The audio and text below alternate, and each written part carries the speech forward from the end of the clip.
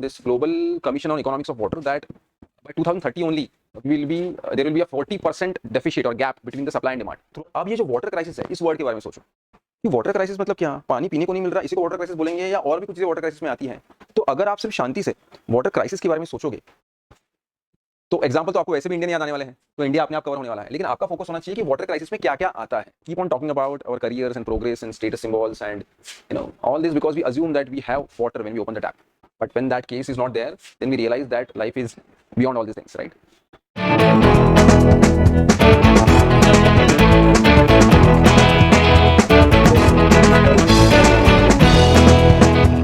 Hello friends, today's topic is looming water crisis in India. Again, this topic is very relevant for this year because since 1 to 2 years things have been very dangerous. We have seen the Bengaluru thing, right? So how the IT giants, the people having a very good packages even has to show up in the line to get, what we call as life, right? So we keep on talking about our careers and progress and status symbols and all this because we assume that we have water when we open the tap, but when that case is not there then we realize that life is beyond all these things, right? So apart from the philosophy, this is the real fact that India is already facing a kind of water crisis. Not a kind of water crisis, the water crisis, right? It has been said by this global commission on economics of water that by 2030 only there will be a 40% deficit or gap between the supply and demand throughout the world, actually, not only in India. So obviously in this specific case we have to restrict ourselves to India, but we can use some global examples to show the depth of the situation. So for example, you can talk about the Cape Town, the city which is closed now. So as there is no water, Cape Town is closed. Now see, but again let's just try to think कि अगर मैं इस ऐसे को लिखना चाहता हूं तो मैं कैसे सोचूंगा। तो क्या बोल रहे भाई, looming water crisis. So it is जो तलवार है ना ऊपर, जो कभी भी नीचे आ सकती है और मेरी गर्दन काट सकती है, ऐसी एक तलवार है वाटर क्राइसिस की जो इंडिया के ऊपर फिलहाल है। अच्छा, तो अभी इंडिया वर्ड आ गया ना, तो हमेशा याद रखना कि अलग अलग एस्पेक्ट्स को कवर करना चाहिए, ठीक है?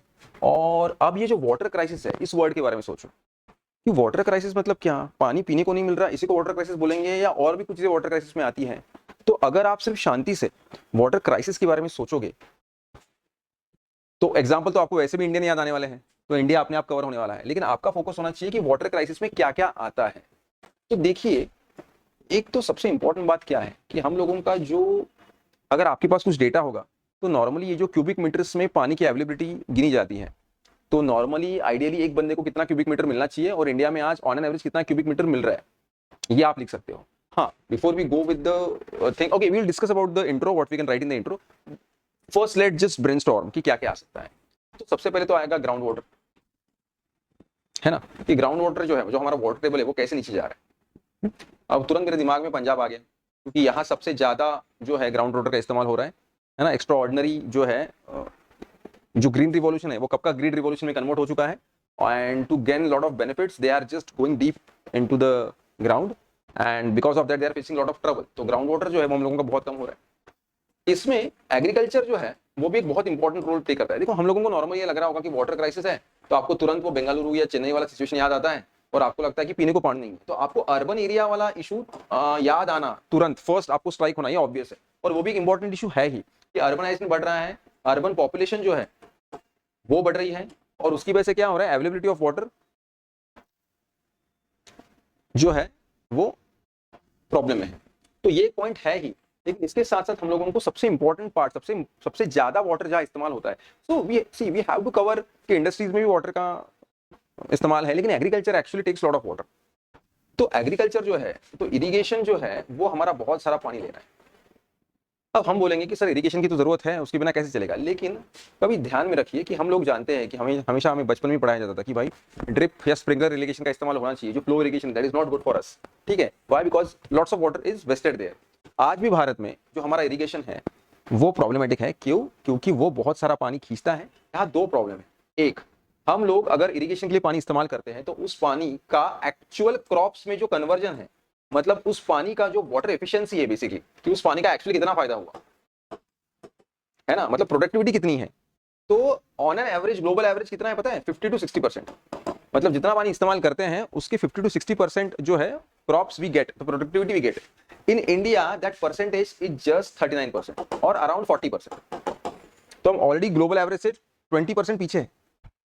ठीक है, ग्लोबल एवरेज की बात मैं कर रहा हूँ। कुछ देशों में तो ये ऑलरेडी 80% भी होगा, 90% भी होगा। In countries like USA they are using, in China they are using water very precisely, right. Israel की तो बात ही और है।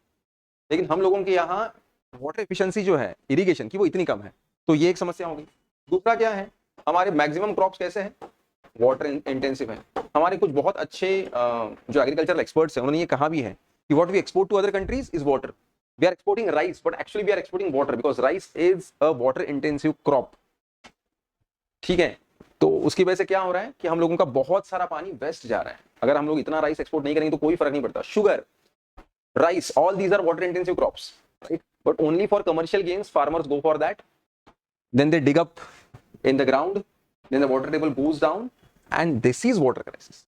ठीक है, उसके बाद ये भी आपका एंगल आएगा थर्ड वाला कि अर्बनाइजेशन बढ़ रहा है, वाटर की डिमांड बढ़ रही है, लाइफस्टाइल चेंज हो रही है, उसकी वजह से वाटर की डिमांड बढ़ रही है, and because of that crisis is there. Example you can write Bengaluru and Chennai. उसके अलावा वाटर क्राइसिस में और कुछ आएगा क्या? क्यों नहीं आएगा भाई? बेसिक बेसिक चीजें जो बचपन में थी वो सोचिए। बहुत हाई फाई सोचने जाएंगे ना तो फिर प्रॉब्लम होगा। वाटर पोल्यूशन भी है। हम लोग जानते हैं कि रिवर्स की क्या कंडीशन है, हम जानते हैं कि गंगा की क्या कंडीशन है, हम जानते हैं कि यमुना की क्या कंडीशन है। मेरे पास एक डेटा है जिसमें सेंट्रल पोल्यूशन कंट्रोल बोर्ड जो है हमारा, वो बताता है कि around 280 to 300 rivers in India are polluted to smaller or larger extent. So we can understand what kind of problem we are facing. मतलब फर्स्ट थिंग, जो ग्राउंड वाटर अवेलेबल है उसको निकाल के इस्तेमाल कर रहे हैं इरिगेशन के लिए, जो इरिगेशन कम एफिशिएंसी पे काम कर रहा है, और वाटर इंटेंसिव क्रॉप्स जो पानी ऊपर बह रहा है नदियों में उसको पोल्यूट करके खराब कर रहा है। सो वो यूज के लिए सही नहीं है। You can not drink it, it is very dangerous, it is really difficult to use it in general, right. तो उसको नॉन यूजेबल बना रहे हैं। और क्या क्या आएगा सोचिए। क्लाइमेट चेंज को नहीं लिखेंगे। क्लाइमेट चेंज का इम्पैक्ट जो है वो मानसून पे हो रहा है। ठीक है, रेनफॉल कम ज्यादा हो रहा है, रीजन वाइज जो है डिस्पैरिटीज आ रही है, उसकी वजह से ड्रॉट लाइक सिचुएशन और उसी के साथ साथ फ्लड लाइक सिचुएशन भी आ रही है। ठीक है, और क्या सिनारियो हो सकता है? और है भाई गवर्नेंस के इशू भी तो है। इतने सालों से हम लोगों ने रिवर लिंकिंग जो है अभी तक उसको ठीक से प्लान नहीं किया, एग्जीक्यूट नहीं किया। अभी कुछ बस एक हाथ प्रोजेक्ट हुआ है केन बेटवा जैसा, but still we are lacking. उसके अलावा और क्या है? इंटरस्टेट वाटर डिस्प्यूट है। मतलब already we are facing all these issues of water crisis. We know that every human being requires it, it is life, but still we are fighting over it. ठीक है, पता है सबसे बड़ा crisis तो ये है कि इवन दो, मतलब पता है according to 15th finance commission and even NITI Aayog, around 600 million Indians are already facing water stress even today. Around 600 million Indians. Can you imagine that? But still, there is a lot of lack of coordination among the agencies which handle water. Ministry of जल शक्ति का कुछ और ही चल रहा है, और दूसरी जो एजेंसी है, म्यूनिसिपैलिटी बोर्ड है, उनमें कोऑर्डिनेशन नहीं है, कम्युनिकेशन नहीं है, बहुत सारी जगह पानी वेस्ट हो रहा है। People are not sensitive towards the use of water, right? Urban area में as we know that lots of things are, but still, ठीक है। इसमें और एक चीज क्या ऐड कर सकते हैं, मतलब लोगों का जो अवेयरनेस है, जिसमें फिर आप उसको सॉल्यूशंस में भी लिख सकते हो, like you know rain water harvesting and stuff. लेकिन ये अब तक ऑलरेडी हो जाना चाहिए था। तो नया जो रेरा का ये आया है उसमें भी उन्होंने बहुत सारी चीजें कुछ इस तरह से की है कि बोला है कि आपको जो है रेन वाटर हार्वेस्टिंग जो है वो होना चाहिए कंपलसरी, इस तरह से कुछ। तो ये आप सॉल्यूशन में लिख सकते हो। लेकिन मुझे लगता है कि वाटर क्राइसिस में इतनी सारी चीजें आ सकती है, और मुझे लगता है कि ये सारी चीजें ठीक है, थोड़ा बहुत अगर आपको ये नहीं पता है तो भी फाइन है। लेकिन हम जानते हैं कि हमारे देश में वाटर इंटेंसिव क्रॉप्स होते हैं, हम जानते हैं कि इरिगेशन का क्या सिनारियो है, ग्राउंड वाटर का क्या सिनारियो है, पोल्यूशन भी know, these are the simplest point, urbanisation, then the climate change and you know lack of coordination among the agencies, corruption, interstate water disputes, all these are actually, through all these we are going towards water crisis. ठीक है, तो इससे आपके through out में क्या prove हो जाएगा कि भाई वाटर क्राइसिस चल रहा है। Now if you talk about the introduction, what you can do is you can start by talking about either the importance of water और the condition of availability of water in India. अगर आपके पास information है तो आप उससे शुरुआत करो, directly hit the topic कि भाई क्या हम लोग फेस कर रहे हैं। या फिर you can give some global example to start with, if there is a stark like Cape Town की सिटी की मैंने बात बोली, या फिर बेंगलुरु की कंडीशन से भी आप शुरुआत कर सकते हो कि हमने क्या फेस किया है। एक्चुअली अर्बन फ्लडिंग का भी एक कंसेप्ट है जो आप यहाँ ऐड कर सकते हो। अर्बन फ्लडिंग की वजह से क्या हो रहा है कि पानी जो है वो उसको जगह नहीं मिल रही, उसकी वजह से और प्रॉब्लम हो रहा है तो वो अलग बात, लेकिन वो वेस्ट हो रहा है।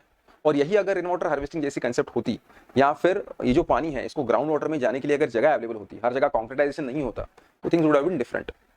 मतलब a country like India where we are having the almighty's blessing, lot of rainfall we have, ठीक है, if we compare ourselves with a country like Israel, we are doing much better, but still we could not save the water we are getting from above, ठीक है, it is going down in oceans. We could not link rivers, we could not take initiatives to make sure that water is saved. watershed development projects जो rural India में होनी चाहिए। हाँ, तो फिर आप थोड़ा सोल्यूशन में लिख सकते हो कि एवरीथिंग इज नॉट नेगेटिव, कुछ नरेगा के थ्रू अच्छे इनिशिएटिव्स लिए गए, फिर अटल भूजल स्कीम है, जल शक्ति मिशन जल शक्ति है, और भी कुछ एग्जांपल्स हैं, इनिशिएटिव्स बाय गवर्नमेंट होंगे, आप लिख सकते हो, कुछ एनजीओज काम कर रहे हैं उनके बारे में लिख सकते हो, ठीक है, फॉरेस्टेशन के बारे में लिख सकते हो, अगर क्लाइमेट चेंज की वजह से प्रॉब्लम है तो उसको रिवर्स करने के लिए कुछ ना कुछ तो कर ही सकते हैं। You can right about such solutions, the schemes by government, the solutions, ठीक है। In conclusion, it's very natural that we write the significance of water for future generations. We can include Sustainable Development Goal number 6, I think. ठीक है, we can talk about awareness that we should have. The first important point that we should write is the point of view with which we look at water today. What we imbibe in our children throughout schools or family. ये सारी चीजें हम लोग conclusion लिख सकते हैं कि हमारे लिए कितनी जरूरी चीज है। We can write a quote or a line of poetry there to show the importance of water, right? So this is how you can write this essay. What I'm just trying to tell you is that look at the words properly and try to think in different ways. Sometimes, you know, the simple solutions are there, but that can make your essay diverse and impressive both at the same time, right? So अगर हम इस तरह से सोचेंगे तो we can definitely make a difference in our exam. ठीक है? This was topic related to environment. ठीक है? Thank you.